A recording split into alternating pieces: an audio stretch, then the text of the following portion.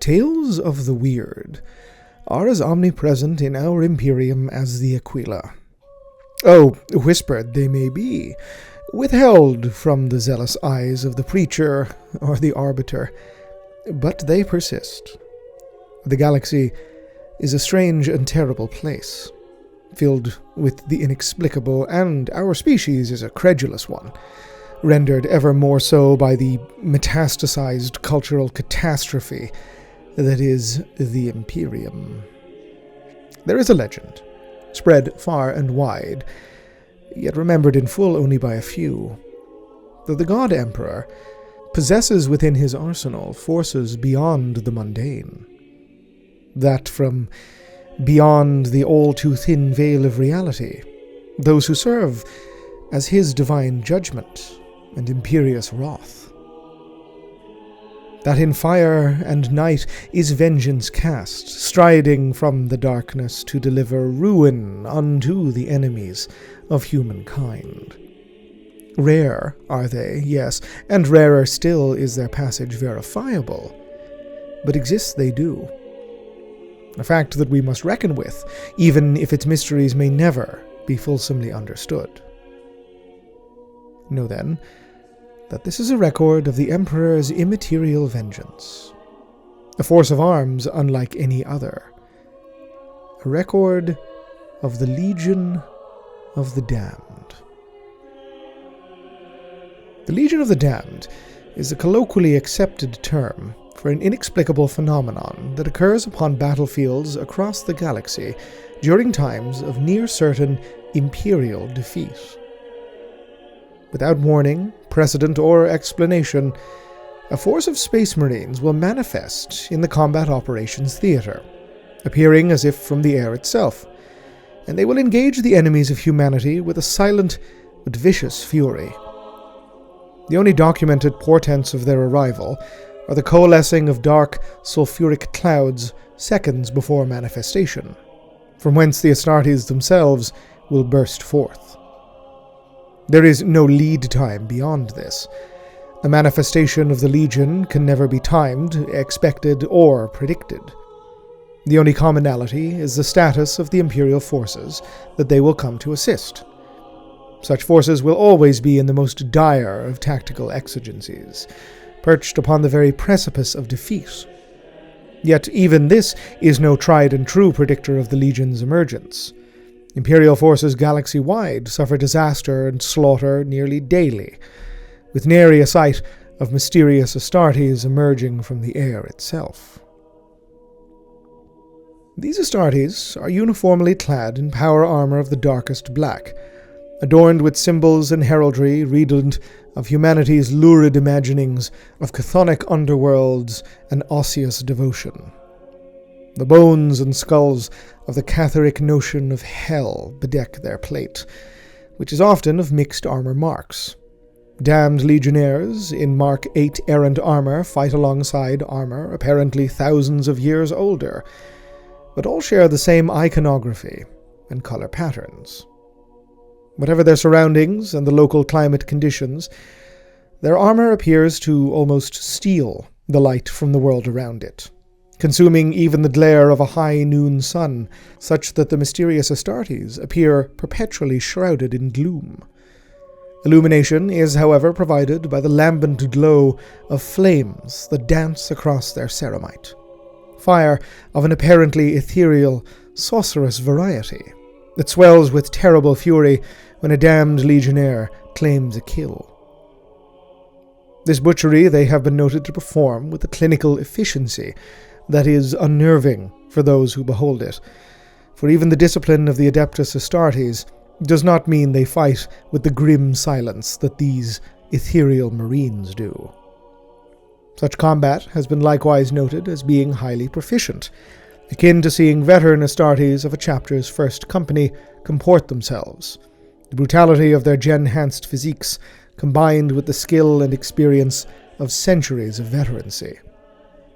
Their sheer economy of motion is consistently referenced in eyewitness reports. The Legion wastes no time with flourishes, or even the slow debilitation of the foe. They seemingly seek to kill as quickly and cleanly as possible. While their armor is noted as bearing, at least to the naked eye, the same physically defensive properties as all Astartes ceramite, the damned legionnaires seemingly possess a fortitude that goes beyond common Astartes physiology, appearing to withstand wounds that would significantly impede the functionality of the more mundane angels of death. In part, this is seemingly due to the incorporeality. Las cannon beams and plasma bolts will pass through them without any resistance, while blades slice at their figures but seemingly find only thin air.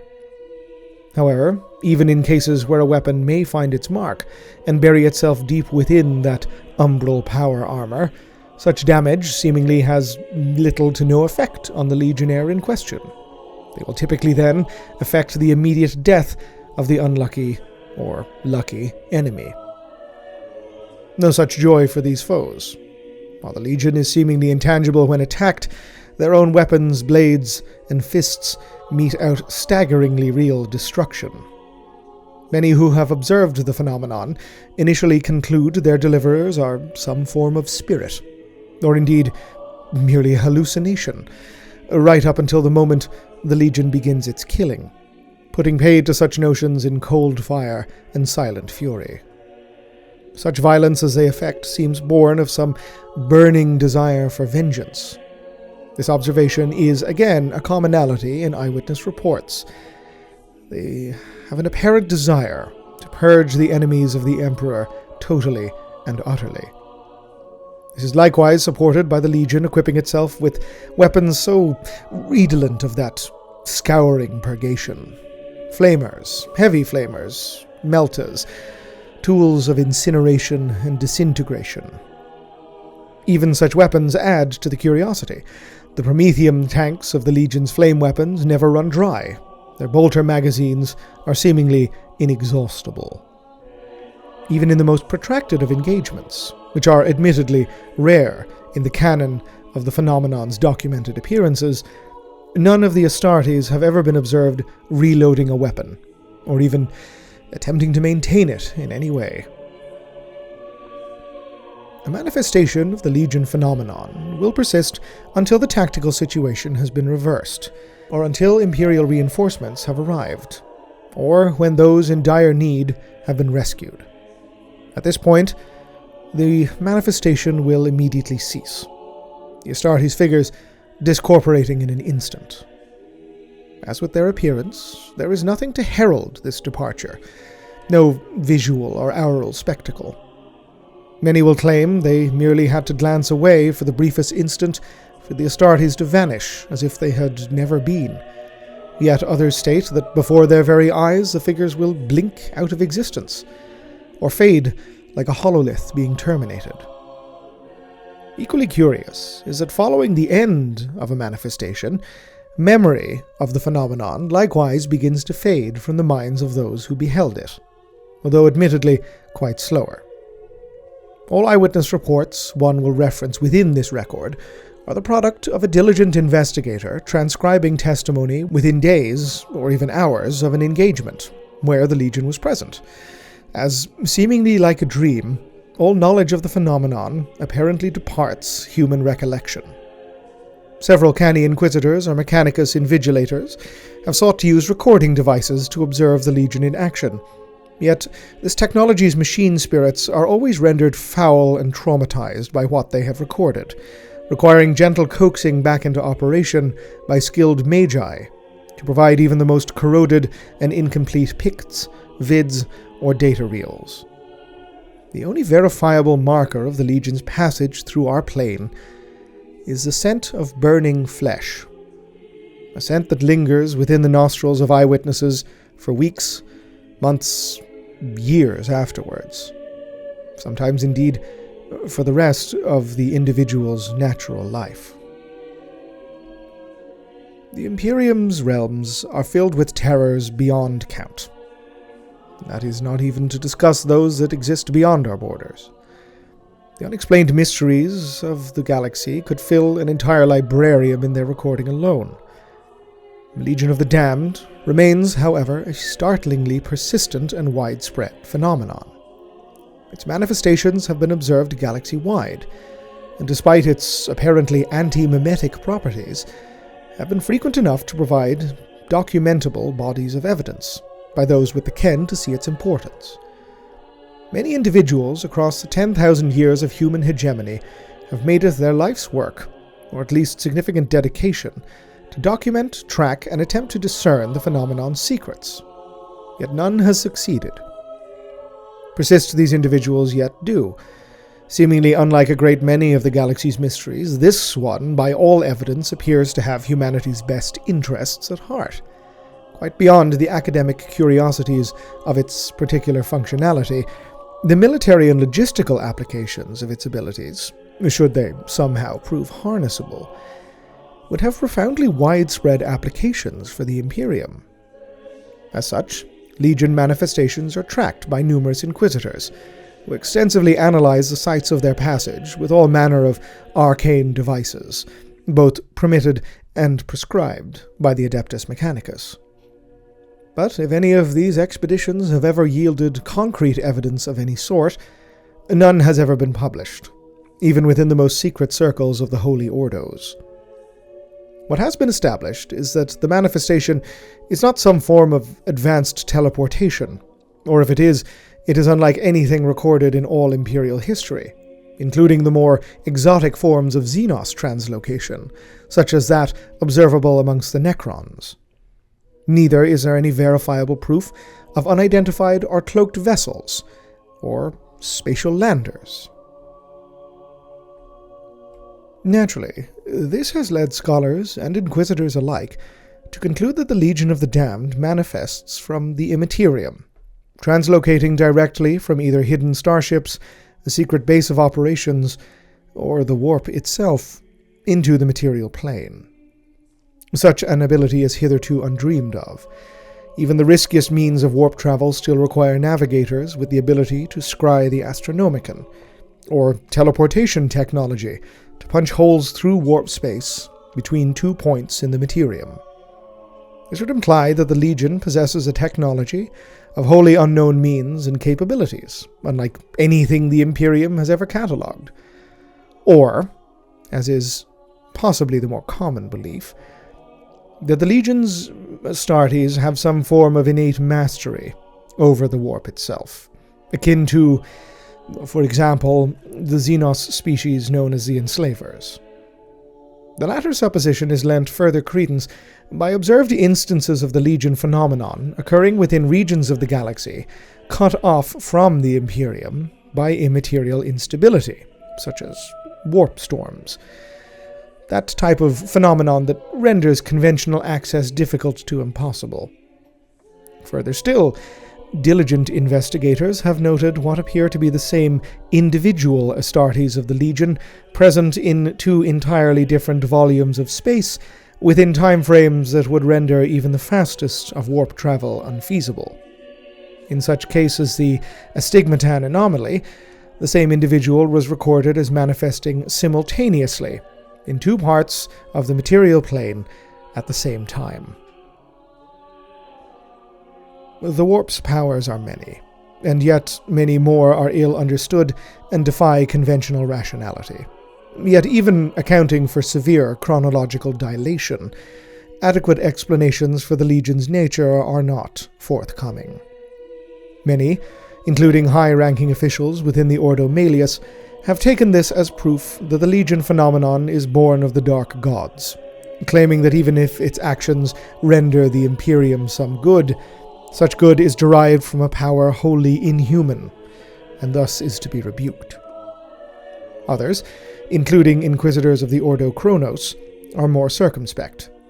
This Ordo Minoris holds speciality over temporal anomalies, and naturally its inquisitors are highly curious about the Legion phenomenon. They seek to harness them for the betterment of the Imperium, yet have not had any luck. Their efforts are perennially frustrated, It appears that the more concentrated an effort an individual makes to encounter a manifestation of the Legion, the more they will be barred from doing so by unexplained happenstances. Transport malfunctions, inclement weather, geological instabilities, warp storms, even instances of mass aneurysms, or brute force telekinetic bursts. All of these things have denied Ordo Chronos Inquisitors their opportunity to access the location of Legion manifestations, and always until the flame-wreathed Astartes vanish. It would appear that the phenomenon has a capacity to be aware of when individuals are actively seeking to observe it, and as well possesses the ability to deny this through means indirect and quite direct. Many scholars of the Legion have reached the conclusion that the phenomenon is entirely psychic and immaterial in nature. Some have termed it a consensual collective hallucination, noting that within this galaxy of ours, the power of belief, if strong enough, can yield tangible impacts on local reality. Such arcane and borderline heretical musings posit that humanity's collective subconscious, in strong concentrations, such as an army, when placed under dire circumstances, such as the certainty of death and defeat, has the power to make manifest their collective belief in deliverance and reprieve. This particular theory hinges upon the supposition that humanity's countless trillions, all of whom possess some degree of unconscious connection to the warp, have for millennia held within their souls the image of such deliverance in one pure form: the Imperial Space Marine, the Emperor's Angels of Death, the embodiment of the Master of Mankind's divine retribution in a solid and tangible form. It is impossible to deny that the Astartes, since their creation in the Unification Wars, have brought unto this galaxy of ours conquest, torment, horror, death, and, yes, deliverance. The Astartes has been integral to our imperial imagery, its iconography and propaganda throughout the lives of countless humans across 10 millennia. But they have embedded themselves so deep within popular imagination as to stir something within the Immaterium's deepest tides, does not wholly strain credulity. Yet others, and especially scholars of the Adeptus Astartes themselves, have suggested that the Legion phenomenon is tied to the Astartes. Several have penned treatises pointing to the horrifical psychological impact of events that took place during the Horus Heresy. Calamities such as the loss of tens of thousands of Marines during the Istvan III and V atrocities, the death of Legion Primarchs during the Dropsite Massacre, the Battle of Pluto, and the Siege of Terra. We have an array of, albeit heavily restricted sources, that display the profound damage that the loss of Ferrus Manus and Sanguinius did to the Iron Hands and Blood Angels legions respectively, and sundry theories on how debilitating the Age of Darkness in general was to the warriors of the legions that survived that benighted epoch.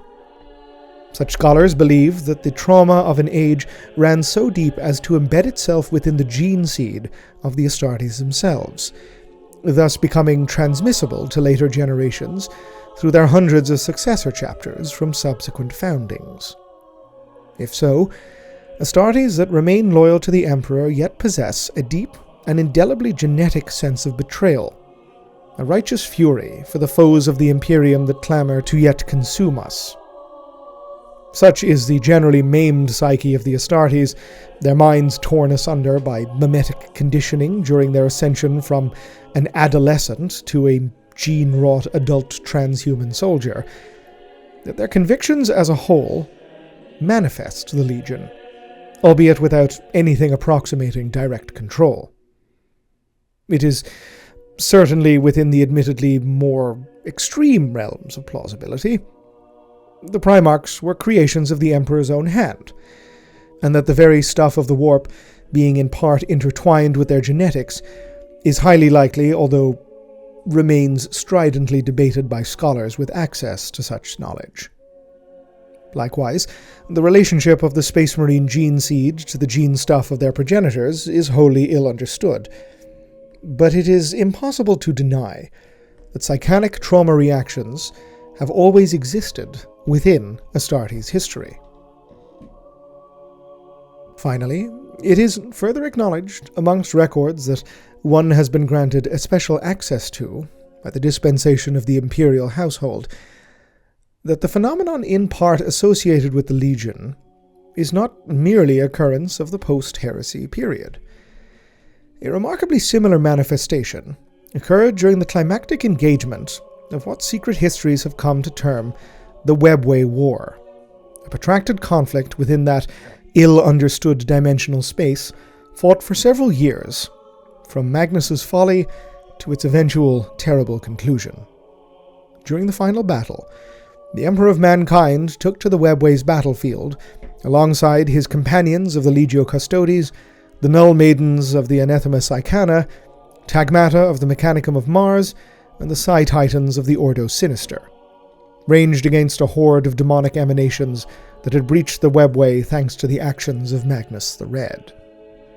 During the battle, such was the psychic might of the Imperial forces, and the intermingling of warp emanations and the Webway's architecture itself, that observers noted the presence on the battlefield of fiery embodiments of Astartes, figures that appeared to take the field in immaterial power armor, led by what, for all the world, appeared to be an ethereal figure resembling the deceased Primarch Ferrus Manus. No explanation was forthcoming for this manifestation. Such was the ultimate disaster of the Webway War, and of the coming siege, that no investigation was possible, even if one had been desired to be ordered. Unfortunately for history, this instance remains a wholly inconclusive footnote in the history of the Legion of the Damned, to be included in supposition merely for the similarities, linked only by a curious set of circumstances and possibly coincidental aesthetics. A perhaps altogether more terrifying interpretation of the Legion's nature was proposed by the renegade inquisitor Quizos, prior to his death at the hands of the famous, but latterly infamous, fellow renegade Inquisitor Eisenhorn.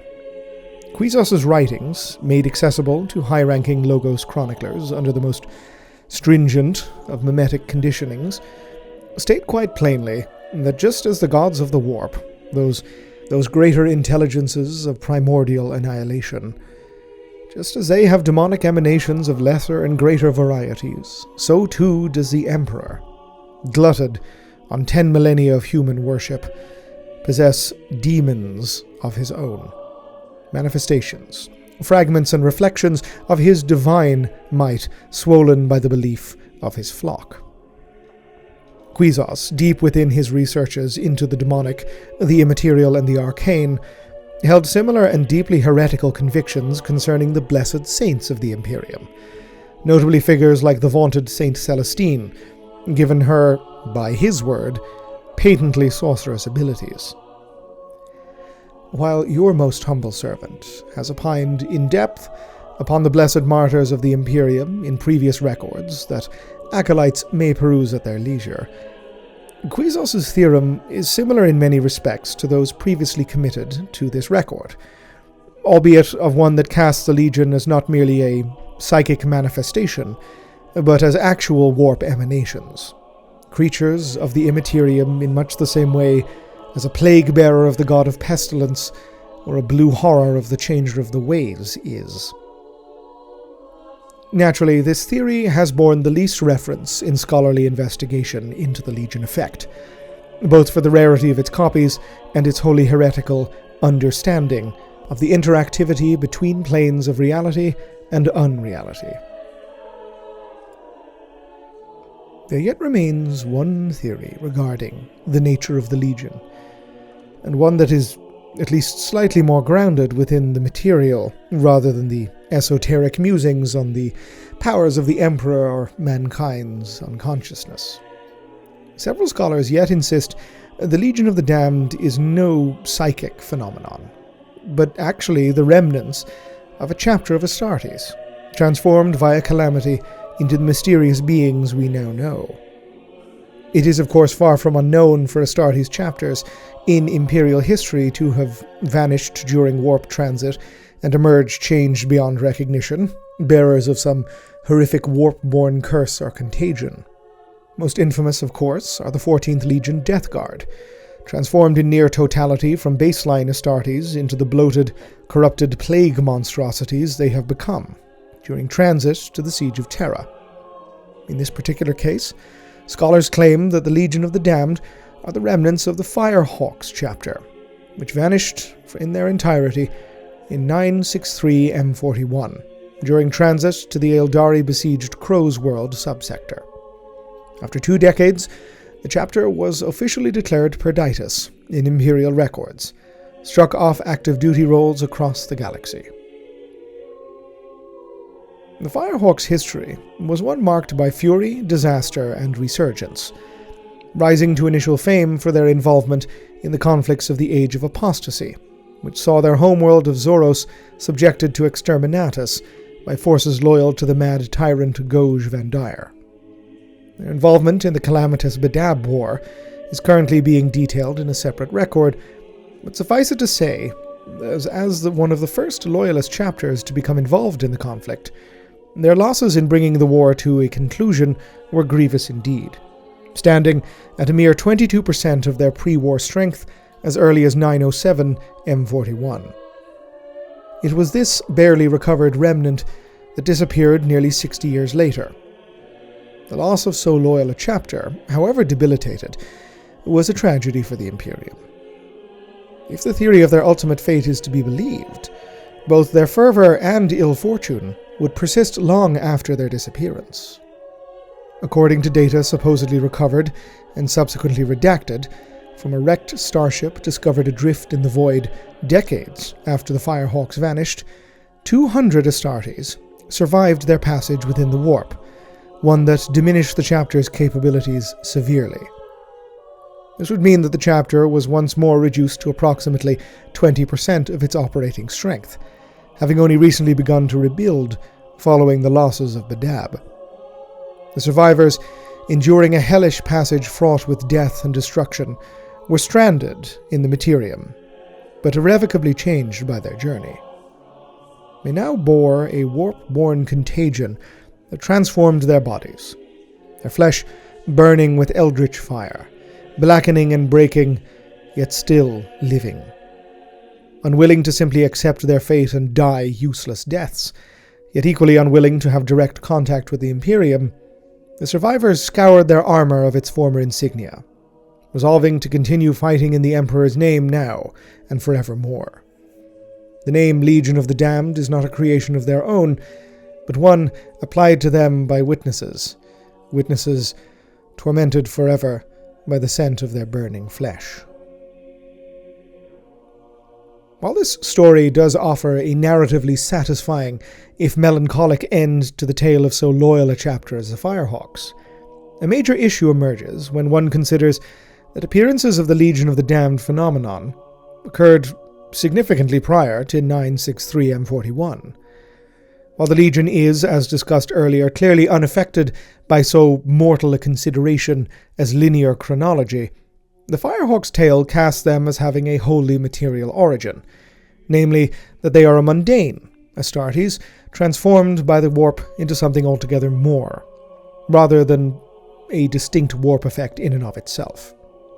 One must, of course, acknowledge a rather salient point in favor of this theory: the existence of the Warp Ghosts Astartes chapter. While little is known of these heretics, what tales we have recorded of them demonstrate a complete lack of grounding within temporal normality. This is far from unknown for individuals that dwell almost wholly within the Eye of Terror, as this chapter does. From what the Imperium can establish, they provide services as ferrymen, guiding heretic forces through the Ocularis Terribilis's more turbulent tides. As mentioned, they are unbound by time itself. Members will meet more chronologically consistent individuals wholly out of sync with anything even approximating time. In one specific instance, A warp ghost's representative supposedly met his past self and took him into the chapter's thrall. While such a causality loop threatens to overwhelm sanity, it should be acknowledged that such is the enduring madness of the warp. We are constantly forced to consider the absolutely impossible when discussing its effects. In recent years, the High Lords of the Senatorum Imperialis have commissioned an exhaustive report on the Legion of the Damned by the adept Quadrimestra. Their thesis on perpetual martyrdom has attempted to correlate and examine the various theories surrounding the phenomenon, in much the same manner as your most humble servant has undertaken with this chronicle. Quadrimestra concluded that, while the Legion is not specifically the Firehawks, they are a still lost Astartes force, drawn from either a single disappeared chapter or several, all of whom share the same warp-born metaphysical malady that grants them their uncanny powers. The adept termed the condition pyro mortis, the process by which the immaterial flame wreathes the legionnaire and his enemies, although notably, Quadrimestra considers the condition as a final and fatal expression of the malady afflicting the Legion. In effect, the adept posits that the emergence of the flames signals the drawing to an end of the afflicted legionnaire's lifespan, that as his death approaches, so too do the intensities of the flames build, until he is unto a walking inferno. Many reports of the Legion do indeed record instances of Astartes becoming especially infernal, more column of walking fire than Space Marine. And Quadrimestra is diligent in their linking of this last act to the instances of martyrdom amongst Imperial saints, notably the self-immolation of Saint Demetrius, although, while the Adeptus Ministorum are eager to proselytize on the backs of these holy acts, they have thus far been unwilling to take any formal, established position on the Legion of the Damned. If acolytes may permit your most humble servant his own musings, the concept of the Legion phenomenon as being formed of actual flesh and blood Astartes holds little weight following one's own examinations. While yes, one will concede that all things are made disturbingly possible when reality and unreality interact, too much of the Legion's functioning does not align with so mundane an origin. For one, there is a simple consideration of replenishment. While almost never manifesting in mass deployments, the persistence of the Legion phenomenon for centuries, and especially as it is quantified by Quadrimestra, would imply they have taken many casualties from the effects of the so-called pyro mortis syndrome. This in turn implies replenishment. As recently as the Noctis Aeterna, the Imperium has experienced periods of increasingly frequent Legion manifestations, as the battles of the 41st millennium waxed ever more apocalyptic. While divisions of Space Marines may disappear, one cannot imagine it happens with such a degree of frequency and under identical circumstances to supply fresh Astartes to the Legion of the Damned. There is a systemization that one does not, to own the truth, believe the warp to be capable of in such a fashion. Your most diligent servant is of the opinion that the Legion is indeed a psychic manifestation, an expression of the desperation of humanity's collective subconscious after 10,000 years of relentless propaganda and ceaseless warfare.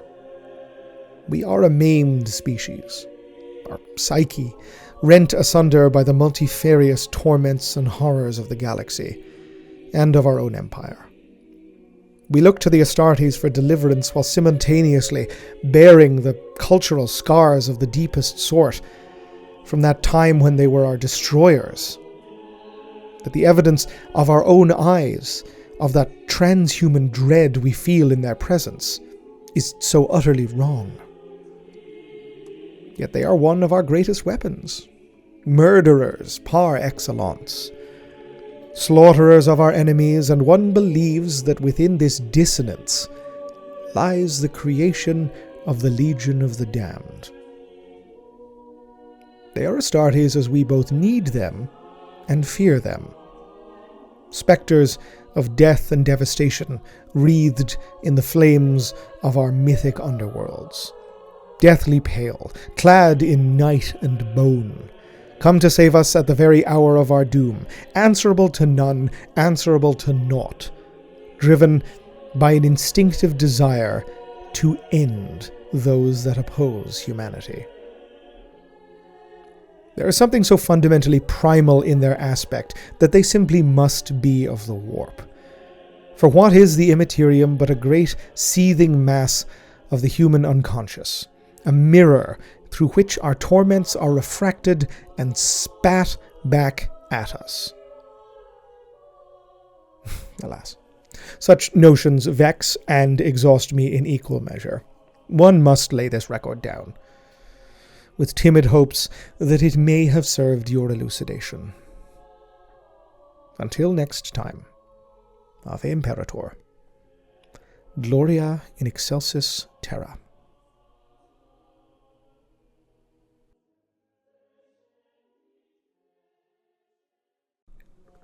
This video and this channel were made possible thanks to the very kind donations and support from my Patreon subscribers.